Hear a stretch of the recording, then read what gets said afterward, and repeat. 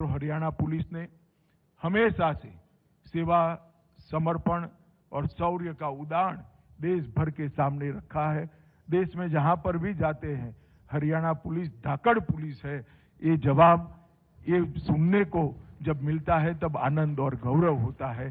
आज वो हरियाणा पुलिस को राष्ट्रपति का निशान मिला है, मेरे सामने निशान है, इसको हवा में लहराता हुआ देखकर हृदय को बहुत आनंद और उत्साह की अनुभूति होती है।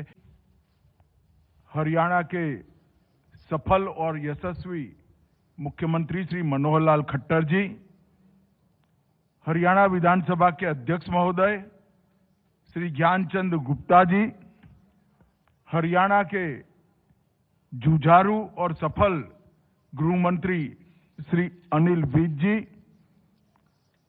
महानिदेशक हरियाणा पुलिस श्री पी.के. अग्रवाल जी, उपस्थित सभी मंत्रीगण, पुलिस अधिकारीगण और आज के इस गौरवमयी क्षण में हरियाणा पुलिस के उपस्थित सभी जवानों को मेरा नमस्कार और बधाई। मित्रों, आज मेरे लिए भी बहुत गौरव का क्षण है कि हरियाणा पुलिस को राष्ट्रपति कलर अवार्ड देने का सम्मान आज मुझे मिला है।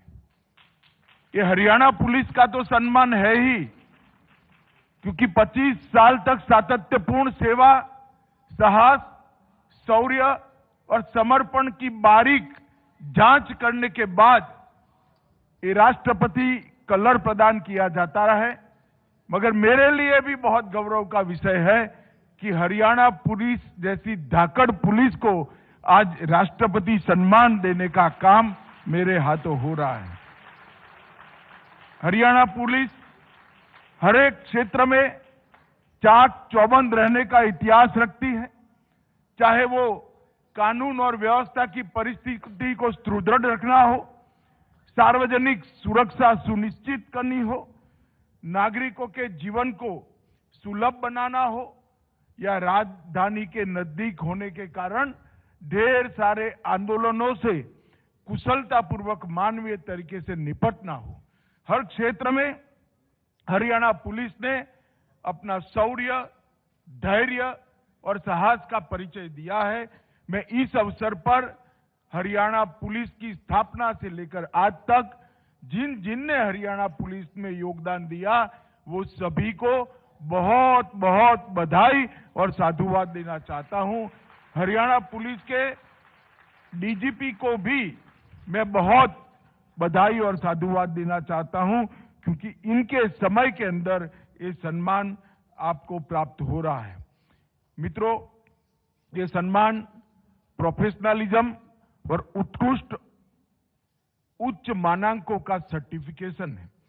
कोरोना काल में जिस प्रकार से हरियाणा पुलिस ने अपनी जान की परवाह करे बगैर सेवा के जज्बे का परिचय दिया, जनता की हर मुसीबत में खड़ा रहकर कितने विपरीत परिस्थितियों में भी आपने लोगों की मदद की, बुजुर्गों की मदद की, कमजोर और बीमार की सहायता की।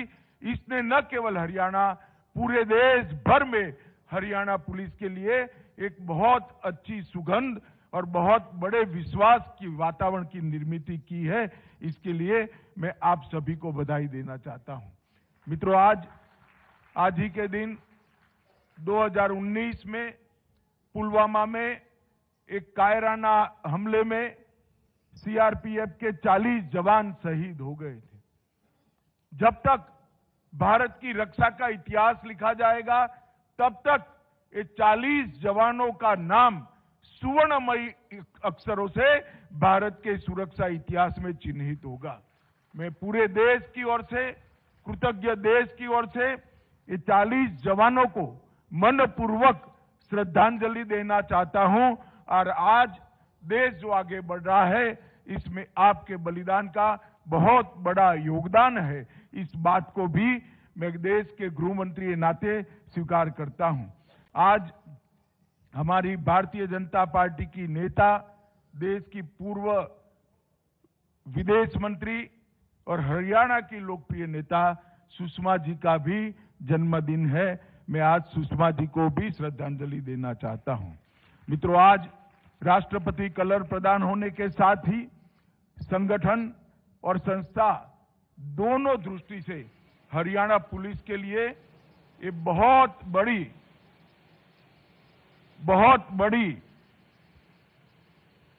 विश्वसनीयता का परिचायक वाली ये घटना है। अब हरियाणा पुलिस देश के 10 राज्यों में से एक पुलिस बन गई है जिसके पास राष्ट्रपति का ये सर्वोच्च सम्मान है। मध्य प्रदेश, उत्तर प्रदेश, दिल्ली, जम्मू कश्मीर, तमिलनाडु, त्रिपुरा, गुजरात, हिमाचल प्रदेश और आसाम, इसके बाद अब हरियाणा का नाम भी ये सर्वोच्च सम्मान प्राप्त करने वाली पुलिस बेड़े में जुड़ गया है। मित्रों, आज ये सम्मान केवल पुलिस फोर्स का नहीं हो रहा है।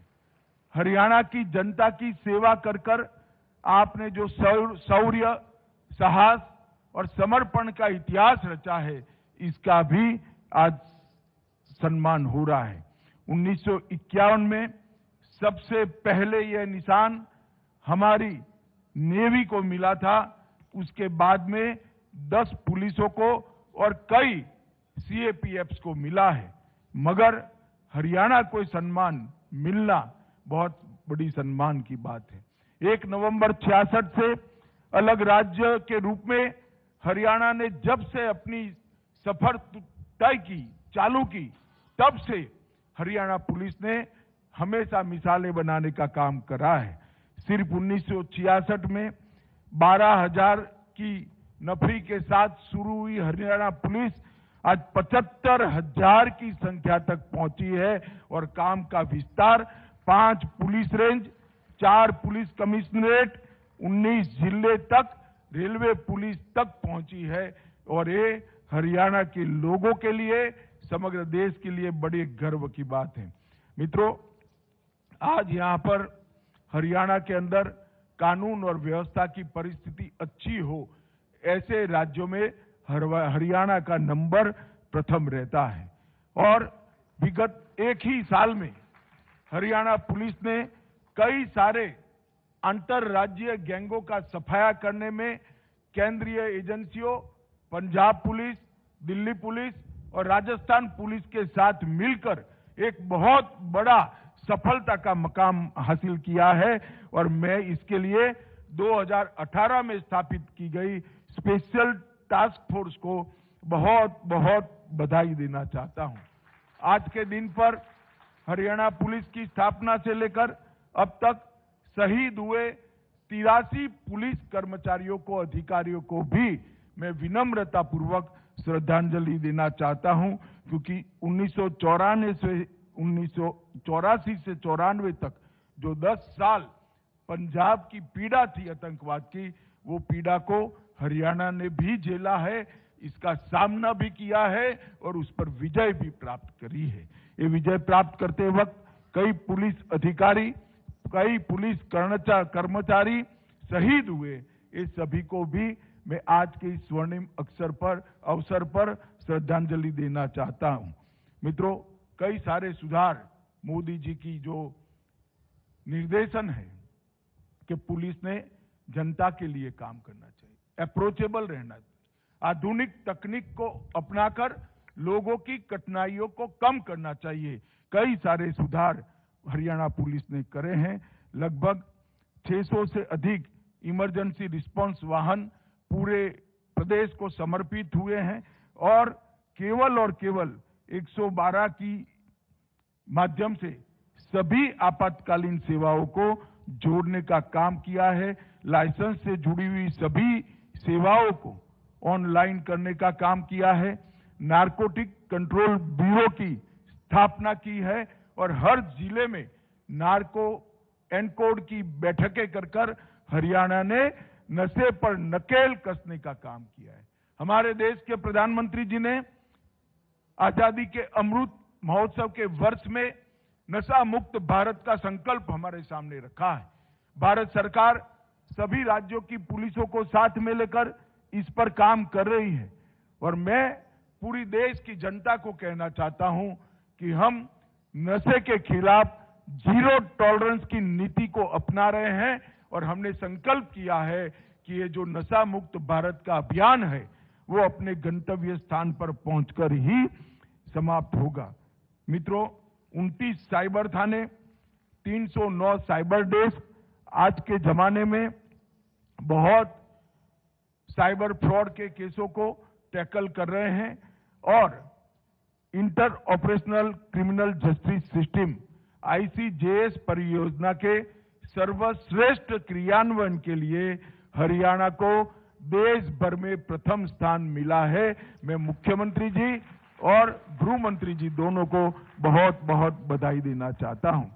CCTVNS के परियोजना के क्रियान्वयन में भी देश में सभी प्रमुख राज्यों में हरियाणा को पहला नंबर मिला है। ये दोनों मॉडर्नाइजेशन के काम हरियाणा पुलिस ने जो किए हैं, इसी लोगों की सहूलियत बहुत बढ़ने वाली है और अपराध दर पर बहुत बड़ा कंट्रोल आने वाला है। देश के प्रधानमंत्री नरेंद्र मोदी जी ने गृह मंत्रालय के अंतर्गत technology mission, police technology mission की स्थापना की है। पुलिस टेक्नोलॉजी मिशन आने वाली चुनौतियों को देखकर, आज की जरूरियातों को समझकर और पूरे देश भर के पुलिस बेड़े को टेक्नोलॉजी से युक्त कर और कांस्टेबल से लेकर DGP तक पूरी पुलिस प्रणाली को टेक्नोलॉजी की शिक्षा देकर एक टेक्नोलॉजी का उपयोग अपराध दर कम करने में किस प्रकार से हो, इसके लिए काम कर रहा है। ये दोनों जो योजनाएं आपने यहां पर बहुत अच्छे तरीके से देश में सर्वप्रथम नंबर प्राप्त किया है, इससे मुझे विश्वास है कि आने वाले दिनों में भी आप टेक्नोलॉजी मिशन को अच्छे तरीके से आत्मसात करेंगे। जुलाई 2021 में 112 की सेवाएं शुरू हुई और इतने कम समय में 86 लाख से ज्यादा कॉल 112 पर रिसीव कर उसको रिस्पॉन्ड कर एक समग्र भारत का विक्रम बनाने का काम हरियाणा पुलिस ने किया है। और रिस्पॉन्स का जो समय, औसत प्रतिक्रिया समय पहले 11 मिनट 36 सेकंड था, उसको आपने कम कर 8 मिनट 22 सेकंड किया है, जो देश में दूसरे स्थान पर है। इसके लिए भी मैं हरियाणा को बहुत बहुत बधाई देना चाहता हूं। मुख्यमंत्री उड़न दस्ता, एंटी करप्शन एजेंडा जो आपने लिया है, उसने कुल 1303 छापे मारकर बहुत बड़ा योगदान हरियाणा को भ्रष्टाचार मुक्त प्रदेश बनाने के लिए किया है। मित्रों, प्रधानमंत्री जी के नेतृत्व में भारत सरकार का गृह विभाग 2014 से कई आंतरिक सुरक्षा की चुनौतियों को बहुत अच्छे तरीके से निपट रहा है। जम्मू कश्मीर, पूर्वोत्तर, वामपंथी उग्रवाद, ये तीनों ऐसे नासूर थे जिसका दंश हमारे देश ने कई दशकों से झेला है। आज मैं बड़े संतोष के साथ कह सकता हूं, धारा 370 हटने के बाद जम्मू कश्मीर के अंदर आतंकवादी घटनाओं में भारी कमी देखी गई है और रिकॉर्ड यात्री देश भर से टूरिज्म के लिए जम्मू कश्मीर जाते हैं। ये बड़ा संतोष का विषय है। हम कह सकते हैं कि जम्मू कश्मीर में आतंकवाद पर नकेल कसने में हमारी सरकार ने, भारत सरकार ने बहुत बड़ी सफलता अर्जित की है। इसी तरह से पूर्वोत्तर में कई सारे समझौते कर 8000 से ज्यादा सशस्त्र युवा जो इंसर्जेंसी के ग्रुपों, अलग अलग ग्रुपों में जुड़े हुए थे, उनका सरेंडर कराकर उनको मुख्य धारा में वापस लाकर इसका परिणाम ये आया है कि समग्र उत्तर पूर्व के अंदर आज शांति दिखाई पड़ती है और विकास का नया माहौल, विश्वास का नया माहौल बना है। और अब सपा जो परिचायक था अशांति का, इसके क्षेत्र में 60% तक कमी नरेंद्र मोदी सरकार बनने के बाद हुई है। ये बहुत बड़ा उपलब्धि है। वामपंथी उग्रवाद के क्षेत्र में भी रिपोर्ट, एक भी घटना रिपोर्ट करने वाले जिले जो 96 हुआ करते थे, अब 2021 में वो 46 तक आकर सीमित हो गए हैं। वामपंथी उग्रवाद में सभी प्रकार की हिंसाओं में 70% से ज्यादा कमी आई है। वो बताता है कि बहुत कम समय में देश वामपंथी उग्रवाद से पूर्णतया निजात पालेगा। ये दिन अब दूर नहीं है। मित्रों, मोदी जी ने नशा मुक्त भारत का जो अभियान दिया है, इसको भारत सरकार का गृह विभाग बहुत अच्छे तरीके से राज्यों के साथ कोऑर्डिनेशन कर आगे बढ़ा रहा है। नारकोटिक्स को भी हमने बहुत मजबूत तरीके से नारकोटिक के दूषण को समाप्त करने के लिए कदम उठाए हैं और जो जब्ती हुई है, जो केस हुए हैं, वो पास्ट के रिकॉर्ड से कई गुना ज्यादा हुई है, जो बताता है कि आगे आने वाले दिनों में नारकोटिक्स पर हमारी मजबूती से लड़ाई चलने वाली है। नेशनल फॉरेंसिक साइंस यूनिवर्सिटी, उसमें फॉरेंसिक साइंस के एक्सपर्ट तैयार कर रहे हैं और इसके साथ साथ हम सीआरपीसी, आईपीसी और एविडेंस एक्ट में बदलाव लाने जा रहे हैं, जिसमें हम 6 साल और इससे ज्यादा सजा वाले सभी गुना के अंदर फॉरेंसिक साइंस की विजिट को कंपलसरी करने जा रहे हैं। ये देश के लिए दोष सिद्धि का प्रमाण बढ़ाने के लिए बहुत बड़ा एक कारण बनने वाला है और इससे गुना की संख्या में भारी कटौती होने वाली है।